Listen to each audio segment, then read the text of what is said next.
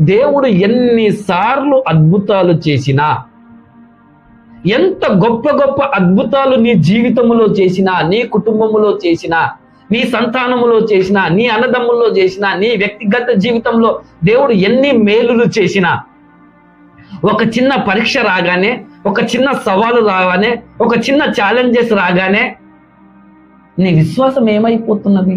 నీ నమ్మకం దేవునిపై నుంచి ఏమైపోతున్నది? లోకంలో ఉంటేనే బాగుండే కదా. చాలా మంది అలాగే తలస్తారు, అబ్బా లోకంలో ఉన్నప్పుడే మంచిగా ఉంటుండే, అప్పుడు ఏం కష్టాలు లేకుండే, అప్పుడు ఏం ఇబ్బందులు లేకుండే, అప్పుడు ఏం ఛాలెంజెస్ లేకుండే, ఏం సవాళ్ళు లేకుండే, ఏం వ్యతిరేకతలు లేకుండే. దేవునిలోనికి వచ్చినాక చాలా సవాళ్ళు ఎదురవుతున్నాయి. అదంతా బుద్ధిహీనమైన మాటలు, మూర్ఖపు మాటలు, తెలివి లేని మాటలు. కానీ నువ్వు ఏం మర్చిపోతున్నావు అంటే, అద్భుతాలు చేసే దేవుణ్ణి మర్చిపోతున్నావు, సృష్టిని సృష్టించిన దేవుణ్ణి మర్చిపోతున్నావు, ఏదైనా చేయగలిగిన సామర్థ్యం కలిగిన దేవుణ్ణి నువ్వు మర్చిపోతున్నావు.